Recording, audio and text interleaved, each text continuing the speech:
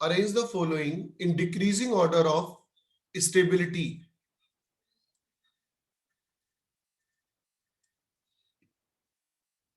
Order of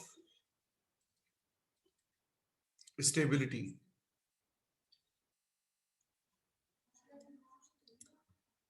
इस compound का IUPAC name तैयार रखें.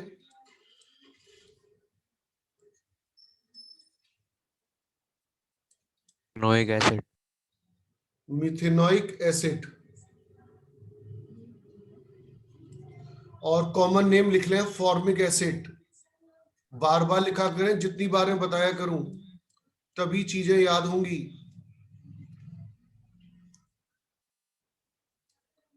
HCO negative.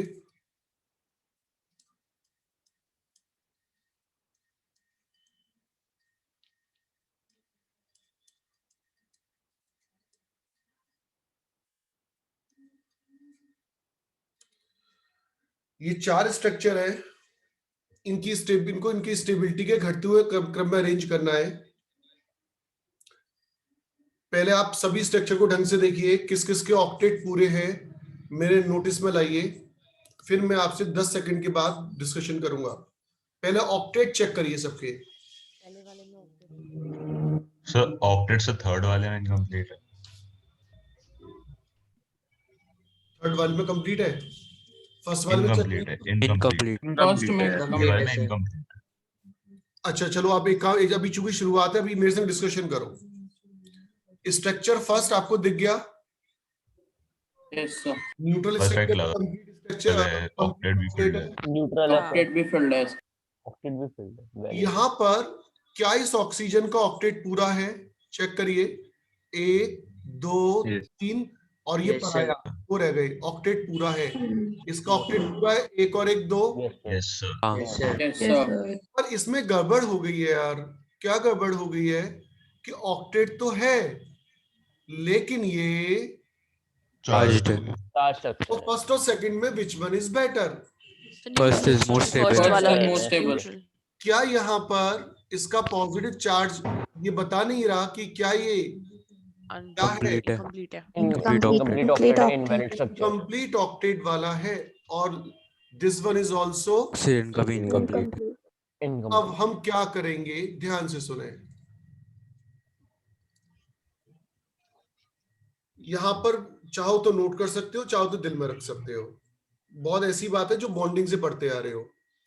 Negative charge should be present on more electronegative element while positive charge should be present on less electronegative element.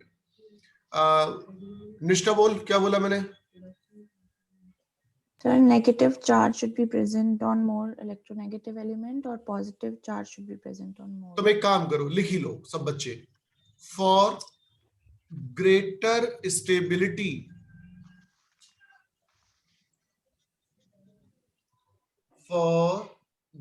stability, negative charge should be resided or present on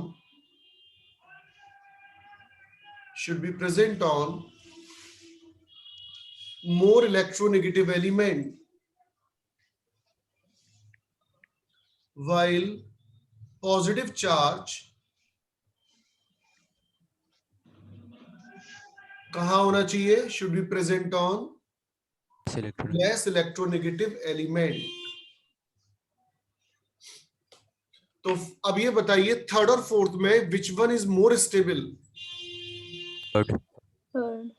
negative charge. अच्छा, किसकी electronegativity ज्यादा है, carbon की कि oxygen की? Sir oxygen.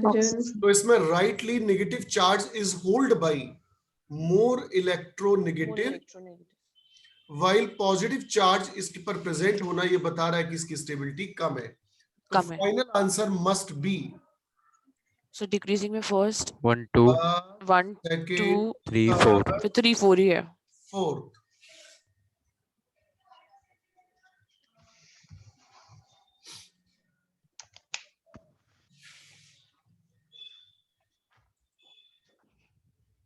लिखे.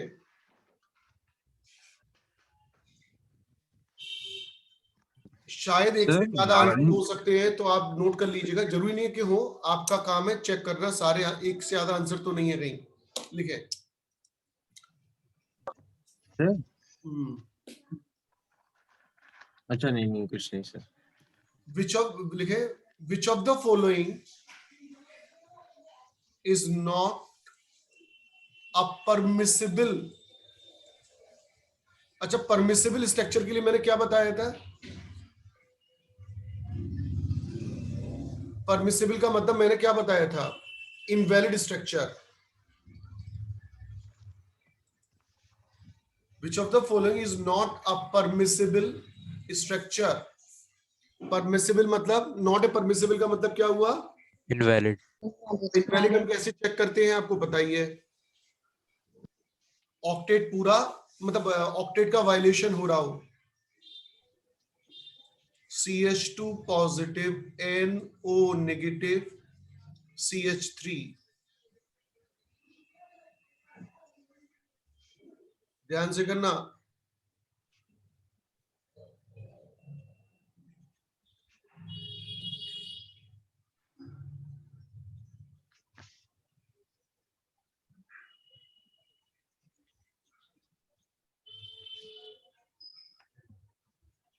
Invalid structure हम उसे कहते हैं जहां पर की ऑक्टेट का वायलेशन हो रहा हो सेकंड पीरियड के एलिमेंट के द्वारा.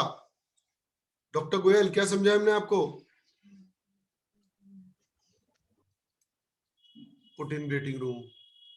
सर अभी भी रिपीट कर देने से समझ में नहीं आया. मैं बताऊं? हाँ बताओ. तो सेकंड हम हमेशा ये देखते हैं कि सेकंड पीरियड का जो मेंबर है वो ऑक्टेट रूल वायलेट कर रहा है कि नहीं कर रहा. जैसे कि कार्बन, नाइट्रोजन, ऑक्सीजन, फ्लोरीन, क्योंकि उसमें डी ऑर्बिटल नहीं होती ना, इसलिए हर बात को सुना करो. ये नहीं कि सिर्फ पैसे बन के बैठ गए.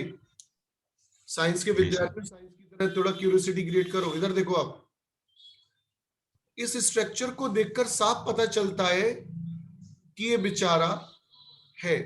ये बेचारा क्यों है?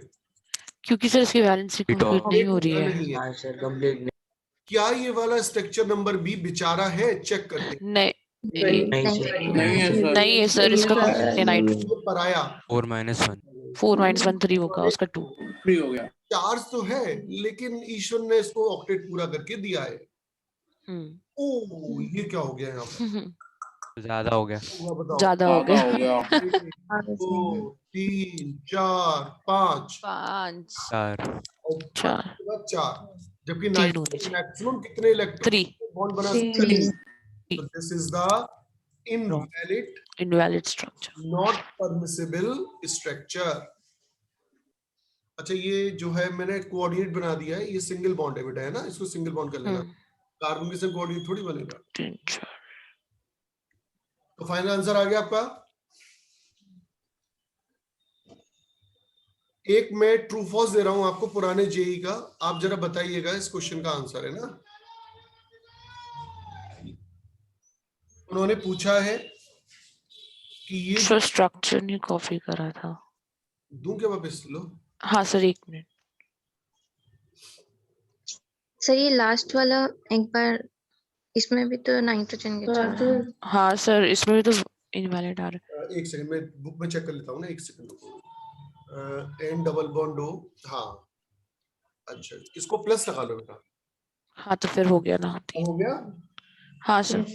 Yes sir. कोई मेंशन नहीं है, लेकिन आंसर बुक का एक ही दे रखा है. जो मैंने बता रहा आंसर सी दिया है, इसलिए मैंने अपनी तरफ से प्लस लगवा दिया है. एक ही आंसर था सर इसलिए. ये भी तो इनवैलिड. एक क्यों नहीं है? इनकम्प्लीट. देखो, कंगाल होना गुनाह नहीं है, हाँ लेकिन इनवैलिड मैंने कहा सेकंड पीरियड के एलिमेंट के पास क्या नहीं होती? D orbital.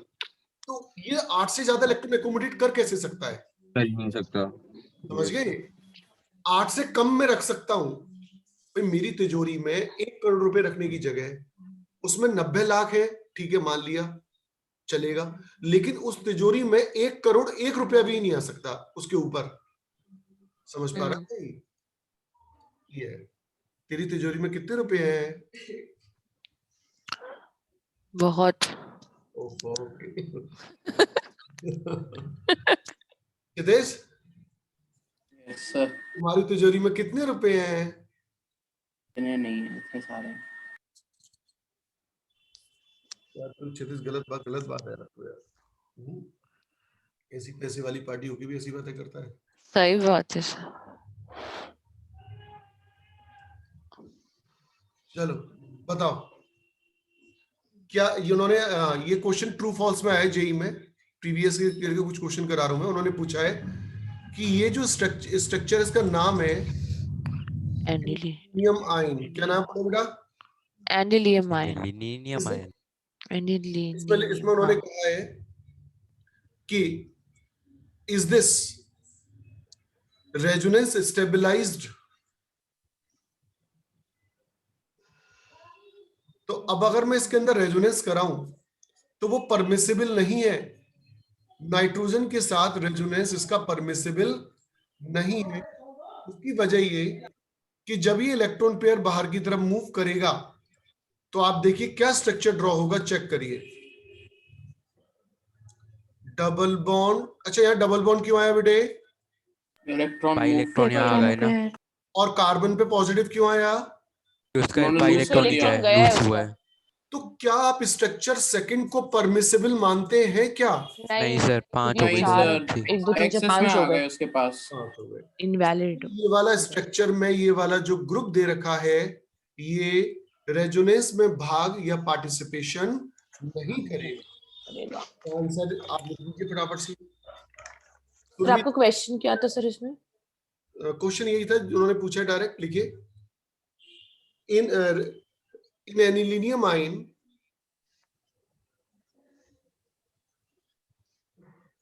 group present does not participate in resonance. Group present at the benzene ring does not participate in resonance. तो उसका आंसर मैंने क्या बताया? Because of absence of d orbital in nitrogen atom. Clear हो गया बेटा? अगर अच्छा सेकंड पीरियड के एलिमेंट के बाद डी ऑर्बिटल नहीं होती है ना, इसलिए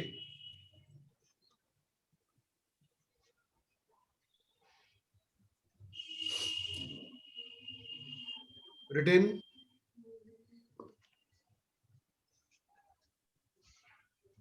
सर ये सर एक बार TIF क्वेश्चन क्या रिपीट है? कर दीजिए। कोई बच्चा पढ़ दे भैया, क्वेश्चन क्या है? In Is an- it resonance stabilized structure? जो मैंने क्वेश्चन और भी तो आगे बढ़ा के बोला था। in anilinium ion, group present does not participate in resonance. Why? Group, due to the absence of the हाँ तो क्या आंसर आएगा बेटे? Positive Because of absence of Absence of d orbital. Nitrogen पे पॉजिटिव है तो नाइट्रोजन पे लगाना, H पे मत लगा देना। हाँ सर इसके पास तो लोन पेयर है तो प्लस एम शो करनी चाहिए ना सर। हाँ लोन पेयर, इस पे लोन पेयर होता तो दिखाता ना एग्जामिनर। प्लस ऊपर लिखा है ना। अच्छा ठीक है सर।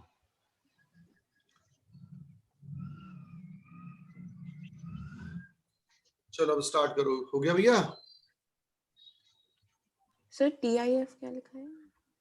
क्या लिखा है बेटा? TIF true false. ट्रू और फॉल्स। अच्छा अच्छा। अच्छा तू मेरे संग संग नहीं चल रही, तू सो जाती, झपकी लेती बीच बीच में।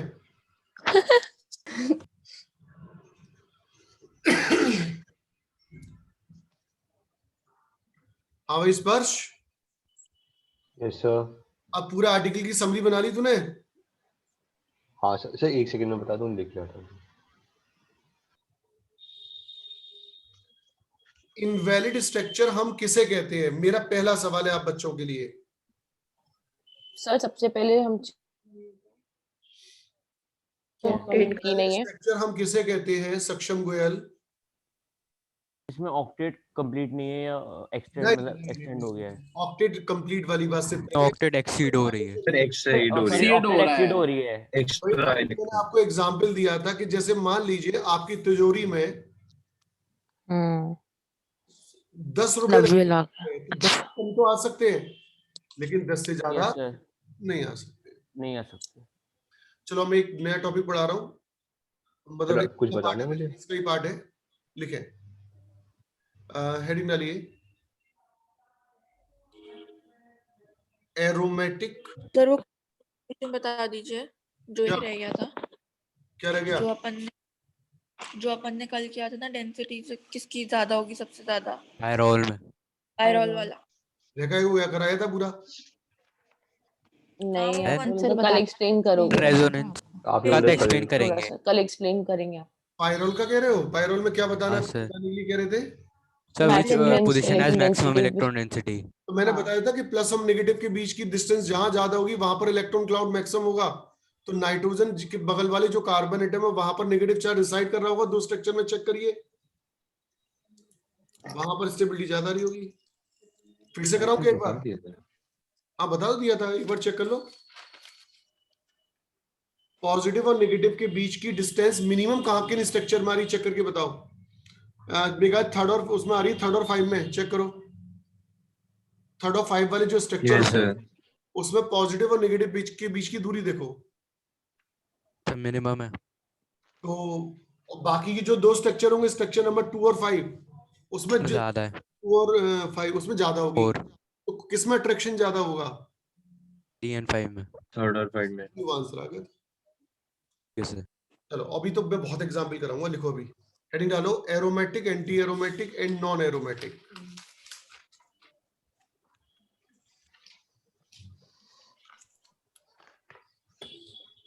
Aromatic compounds, anti aromatic compounds, non aromatic compounds.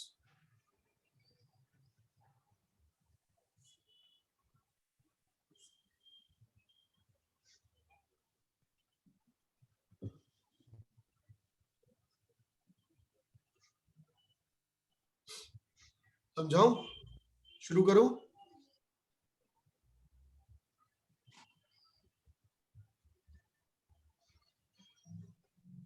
Yes, sir. ठीक है, अब सुनो। आप सबके लिए एक बड़ा कॉमन सा क्वेश्चन, किसी इंसान की सबसे बड़ी डिजायर क्या होती है?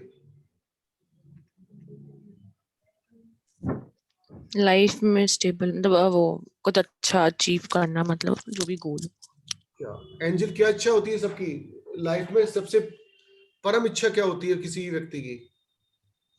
कुछ अच्छा करना, जॉब। जॉब में हैप्पीनेस, हैप्पीनेस। है ओके, स्टेबिलिटी, बस पैसा कमाना सर, ऐसा हाँ पैसा एग्जैक्टली, कमाना पैसा पैसा होना कमाना। चाहिए। मेन है। कमाना। अच्छा, इज्जत। एक सेकंड, इच्छा। ओके, आदरणीय विष्णु, हैप्पन। क्या इच्छा होती है सबसे बड़ी?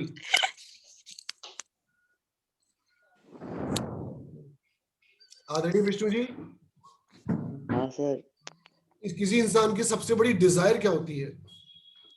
सबकी अलग अलग होती है सर। यस, क्या? नहीं एक ही होती है और चितिस की मैं बता सकता हूँ क्या है। हाँ तो मुझे भी पता है। खाना खा देखो भी पता है।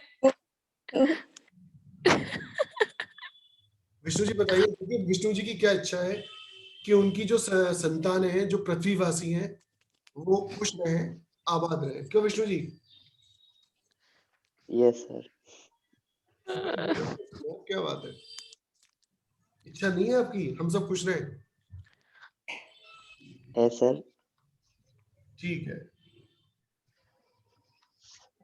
देखिए आप में से किसी बच्चे ने ढंग का जवाब नहीं दिया। अब सर एक बेस्ट जवाब ये है कि एजुकेशन बहुत सॉलिड होनी चाहिए, तो पैसा हैप्पीनेस सब अपने आप आ जाएगा। सचिन सर, सर्गलोक पहुंचना है बस। है, उसमें क्या कमी है? एजुकेशन करके क्या उखाड़ लिया उसने? ना करके। किसने? सचिन तेंदुलकर 10वीं फेल है, मोदी 7वीं फेल है। अरे मतलब वो तो फिर आप एक्सट्रीम हो ना, फिर क्रिकेट या किसी और प्रोफेशन में आपका बहुत इंक्लिनेशन हो, rather देन एक एवरेज स्टूडेंट के लिए। क्या? देखिए एरोमेटिज्म, आप एरोमेटिज्म को यानी कि एरोमेटिक यानी कि एरोमेटिज्म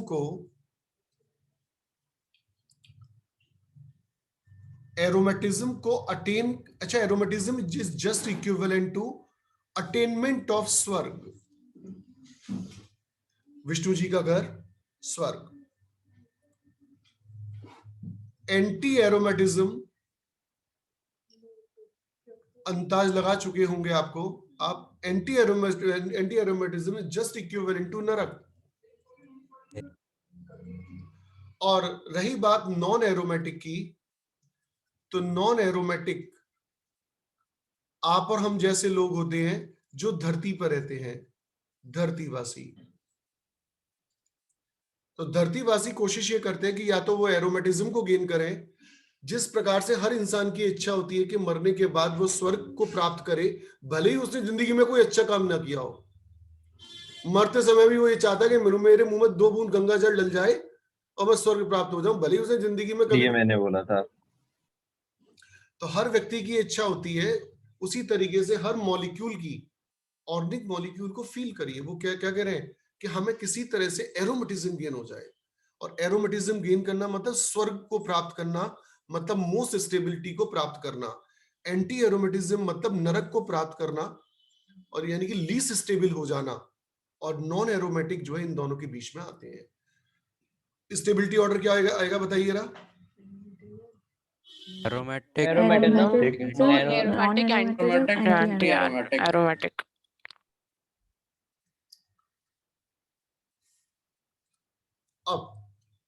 अब जैसे मान लीजिए मैं धरतीवासी हूं और at the end of the day जो है मैंने जो है एक एप्लीकेशन लगाई, भगवान ने पूछा, जैसे भगवान जैसे अपने होती है ना कि तुम्हें किधर जाना है, तो एप्लीकेशन लगाई मैंने स्वर्ग के दरवाजे पर। तो अब भगवान के यहाँ ना क्राइटेरिया बने हुए हैं। क्या क्राइटेरिया बने हुए हैं कि स्वर्ग में जाने के लिए कौन एलिजिबल है और नरक में जाने के लिए कौन एलिजिबल है। स्वर्ग में जाने की एलिजिबिलिटी अब हमें बताने जा रहे हैं। कौन बताने जा रहे हैं आप में से जरा बताइए। कोई बच्चा है जो बता सकता है स्वर्ग में जाने के लिए क्या पासवर्ड चाहिए हमें। सर विष्णु जी से अच्छा बच्चे कौन की क्या जानता जरूरत होगा? है, भगवान बैठे हैं। हाँ, भगवान भी वही कह रही थी, विष्णु जी बैठे बेटा, होंगे। वो तो अभी मानव रूप में है ना, अभी कैसे बोल देंगे। अच्छा, विष्णु जी बताइए, आपके घर में आने के लिए क्या क्राइटेरिया है। किसी व्यक्ति को कैसा होना चाहिए स्वर्ग में स्थान प्राप्त करने के लिए। No comment sir. देख पा रहे हैं सीक्रेटली मतलब मिशन को पूरा कर रहे हैं। वो नहीं बताएंगे तो आप बताएंगे। तुम सबको ही पता है कि मेरे ये थोड़ी मेरे बताने से तुम गुरु हो जाओगे, पता है तुम्हें भी पता अच्छे काम करने चाहिए, सीधी सी बात ही है। तो एरोमेटिज्म प्राप्त करने के लिए क्राइटेरिया सुन लीजिए। मॉलिक्यूल के को एरोमेटिज्म प्राप्त करने के लिए साइक्लिक होना चाहिए, पहली कंडीशन।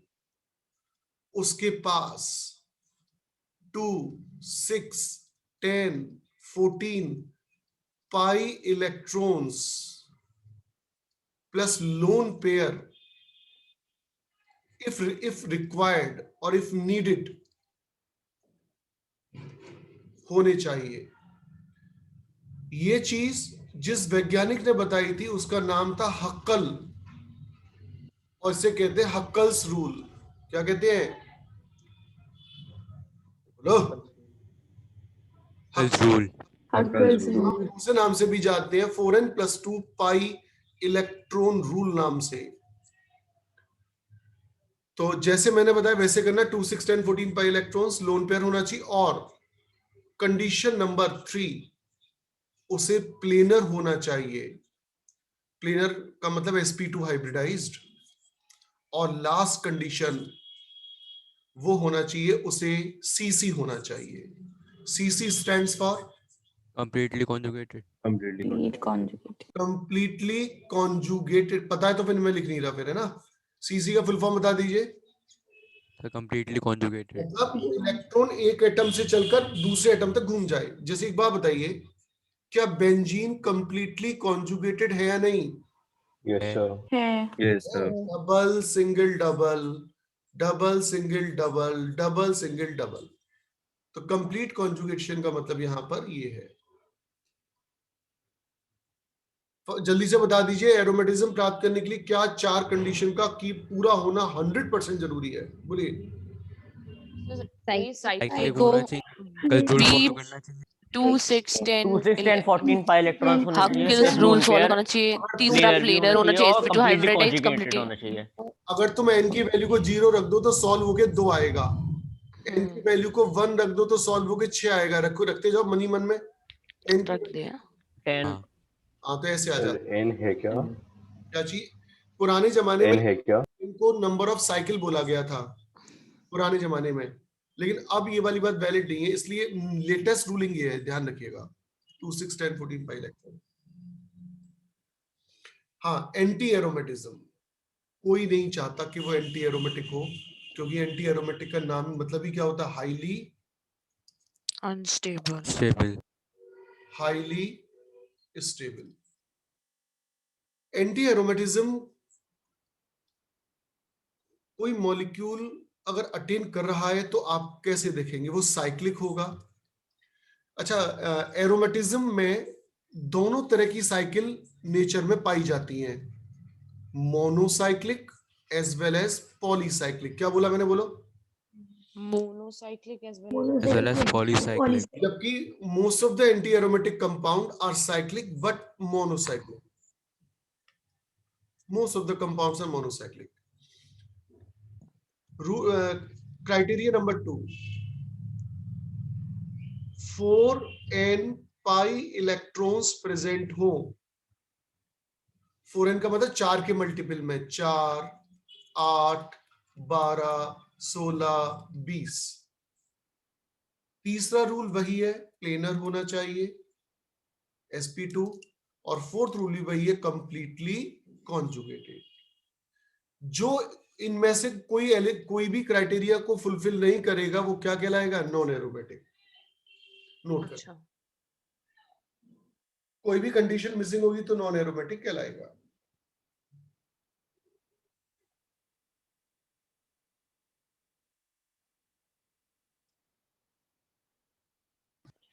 सर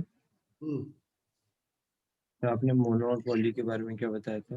एरोमेटिज्म हर तरह की साइकिल वाले कंपाउंड में ऑब्जर्व होती है, और एंटी एरोमेटिज्म जनरली कहाँ ऑब्जर्व होती है, मोनोसाइक्लिक में। मोनोसाइक्लिक में। तो डिटेल में लिखना, इनको ओपन करके सभी चीजों को अलग अलग लाइनों में लिखो, ढंग से पूरा फैलावट करके।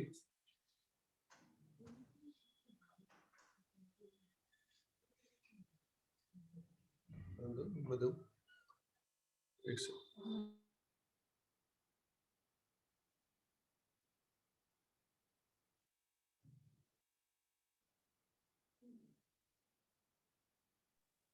हाँ जी सर, आपने अभी कहा था कि सर अगर कोई भी कंडीशन मिसिंग है तो नॉन एरोमेटिक, जो इन दोनों में से नहीं होगा, एरोमेटिक और एंटी एरोमेटिक, वो हमेशा क्या होगा, नॉन एरोमेटिक। ठीक है भाई नॉन एरोमेटिक तो वो बाय डिफॉल्ट होगा। क्या कही मैंने, बाय डिफॉल्ट होगा नॉन एरोमेटिक। अब वो अगर एरोमेटिज्म की तरफ जाना चाहता है तो उसे 4 कंडीशन पूरी करनी पड़ेंगी, ये एंटी एरोमेटिक की तरफ। तो हर कंपाउंड बाय डिफॉल्ट क्या है, नॉन एरोमेटिक। Non aromatic. साफ साफ राइटिंग में बड़ा बड़ा लिख लिया है ना,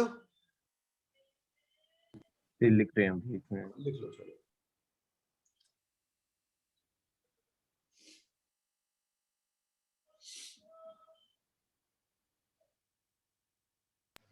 सर पॉलीसाइक्लिक मतलब स्पाइरो और बाइसाइक्लो कंपाउंड्स।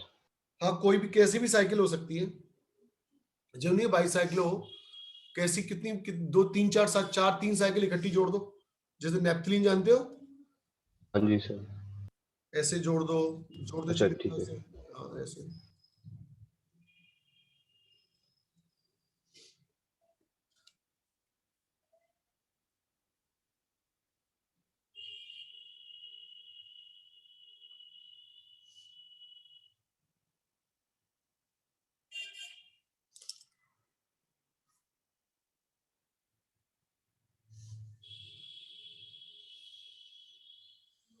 जानवी लिख लिया तुमने? Yes sir. समझा यार, एरोमेटिज्म एंटी एरोमेटिज्म क्या क्या होती है? सर एरोमेटिज्म में ये है कि इसमें मतलब जैसे स्वर्ग हमने ले लिया, तो सर इसमें जैसे 4 कंडीशंस होती हैं कि अपनी साइक्लिक होना चाहिए, और साइक्लिक में कैसा भी हो सकता है, इसमें मोनो या पॉली। और सर एंटी एरोमेटिज्म में क्या है कि इसमें केवल मोनोसाइक्लिक होता है। और सर इसमें एरोमेटिज्म में ये इधर मतलब जो इलेक्ट्रॉन्स हैं वो 2, 6, 10 और 14 पाई इलेक्ट्रॉन्स हो सकते हैं, और लोन पेयर हो सकता है अगर चाहिए फ्लूइडेड। सर इसमें ये हक्कल रूल से आया है, 4n+2 पाई इलेक्ट्रॉन वाले। और सर इधर 4n पाई इलेक्ट्रॉन होते हैं, 4, 8, 12, 16, 20। और सर इसमें प्लेनर sp2 हाइब्रिडाइज्ड होता है, और सर उसमें एंटी एंटी एरोमेटिज्म में भी प्लेनर होता है, और सर और उसमें भी कंप्लीटली कॉन्जुगेटेड होता है, और उसमें भी कंप्लीटली कॉन्जुगेटेड है। और सर अगर एरोमेटिज्म और एंटी एरोमेटिज्म में कोई एक भी कंडीशन वायलेट हो रही है, एक भी कंडीशन नहीं होती, तो वो नॉन एरोमेटिक कंडीशन बन जाती है। ठीक है, काव्य अग्रवाल, आपकी समझ में आ गया टॉपिक? Yes sir. बिना देखे सब बच्चे आप फाइनली मेरे को बताएं, बहुत जल्दी जल्दी बताना। एरोमेटिज्म की क्वालिफिकेशन बताइए जल्दी से। साइक्लिक, साइक्लिक, साइक्लिक मोनोसाइक्लिक होता या है, मोनोसाइक्लिक या polycyclic, polycyclic, sp2 Control hybridise होना चाहिए, planar, कंप्लीटली कॉन्जुगेटेड होना चाहिए, और प्लेनर 6, 10, sp2 होना 14 चाहिए, इलेक्ट्रॉन होने चाहिए। कंप्लीटली कॉन्जुगेटेड होना चाहिए। एनर्जोमेट्री, lone pair if needed. sp2 planar और completely क्या होना conjugated. Completely conjugated. ठीक है, जल्दी से बताओ एंटी एरोमेटिक के लिए। साइक्लिक से Cyclic monocyclic, mainly monocyclic, pi electron 4 pi electron sp2 hybridize या कंप्लीटली कॉन्जुगेटेड। कॉन्जुगेटेड। sp2cc है ना। पहला एग्जाम्पल मैं करा रहा हूं, उसके बाद मैं आपसे करवाऊंगा एग्जाम्पल्स। इसका यूपीएससी बताएं। Cyclopropane. सैटरडे के टेस्ट का सिलेबस बताया जा चुका है क्या? फ्राइडे तक जितनी हो जाएगी। हाँ, इस बार तो केवल 25 क्वेश्चन दिए थे मैंने, अब इस बार क्वेश्चन ज्यादा आएंगे, लगभग 55 के आसपास क्वेश्चन होंगे, क्योंकि सिलेबस बढ़ गया है ना। ऑर्गेनिक केमिस्ट्री भी फ्राइडे तक काफी हो जाएगी, तो 55 क्वेश्चंस करीब आ सकते हैं। और आपको आईयूपीएससी फिर से करना है, और ये जितना भी चला है। इसका नाम बताइए। साइक्लोप्रोपेन। इसका नाम बताइए। Cyclopropane. अच्छा, ध्यान से सुनना, ये मैंने प्लस लिख दिया। मेरा पहला सवाल, क्या ये साइक्लिक है? साइक्लिक है ये? अरे बताओ भाई, ये दिख नहीं रहा तुम्हें साइकिल है कि नहीं? यस सर है। है। पाई इलेक्ट्रॉन 2 होंगे, चेक करो। Yes sir. Yes sir. ये देखो 2 पाई इलेक्ट्रॉन दिख गए। पाई इलेक्ट्रॉन पहचानते तो हो? हाँ हाँ। Sir, yes sir. Sigma pi are. Cyclic है, 2 पाई इलेक्ट्रॉन्स हैं, सारे भाई डबल बॉन्डेड कार्बन सारे sp2 होते ही है, sp2 है। अच्छा, कंप्लीटली कॉन्जुगेटेड चेक करते हैं। कंप्लीट कॉन्जुगेशन चेक करने के तरीके मैं बहुत बार बता चुका हूं। Double single lone pair, Double double single single charge, double, double single double double. single charge, Double double single single lone triple. pair. अब देख लो इसको, फिर से मैं ड्रॉ कर रहा हूं। Double single charge. है डबल सिंगल चार्ज, चेक करो। हाँ सर है। हाँ यस सर। सर। है। तो डीएससी सिस्टम प्रेजेंट है डबल सिंगल चार्ज। इसका मतलब मैं इसे क्या बोलूं? This is romantic. एरोमेटिक। अच्छा, लोन पेयर को भी हम पाई इलेक्ट्रॉन की तरह मान सकते हैं अगर वो रेजोनेंस में। अब इसको देखो, चेक करो, इसको देखो। Double single loan. 2 और 2 4 पाई इलेक्ट्रॉन। अब आप कहेंगे ये तो लोन पेयर, लोन पेयर को मैंने पाई क्यों माना? देखो इधर देखो, रेजोनेंस करके दिखा रहा हूं, ध्यान से सुनना।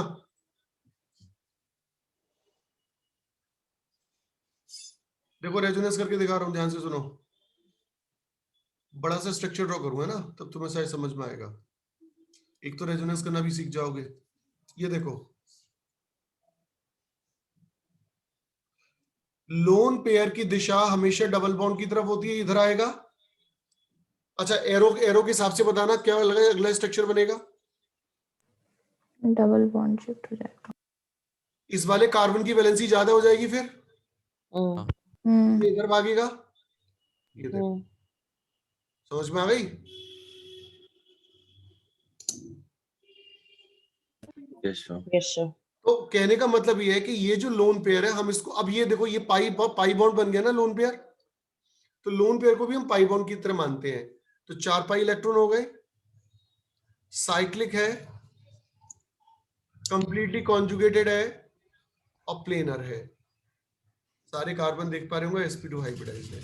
तो मैं इसे क्या बोलूं बताइए? Anti aromatic. Anti aromatic. Anti aromatic. सोच समझ के देखना, बहुत ध्यान पूर्वक। बताओ ये क्या है? एरोमेटिक। एरोमेटिक है। कंडीशन चेकआउट करिए। दो Sir, cyclic is 6 pi electron cyclic है, 6 pi electron, electron, double single completely double conjugated single double bond conjugated system. 6 pi electron cyclic है। अच्छा सीसी है क्या? हाँ है, Yes, sir, completely double single conjugated double है, डबल बॉन्ड वाले double single double. ये सारे। तो ये क्या है? एरोमेटिक। चौथा एग्जाम्पल ढंग से करना, बहुत ध्यान से। देखते हैं आप लोग क्या आंसर निकालेंगे। सर 1 मिनट रह गया। 1 मिनट है क्या? ओहो, पहले फोटो खींचो। और ये मत पूछना दोबारा ज्वाइन करना है, 100% करना है। पहले फोटो खींच लो उसकी। Sir aromatic. हाँ एरोमेटिक है, पहले ये नोट कर लिया तुम लोगों ने? करेंगे। हाँ नोट करो, पहले करेंगे। बात करेंगे। सर फर्स्ट और सेकंड का नाम बता दीजिए। अभी पहले बताऊंगा, फिर तुम नोट कर लो।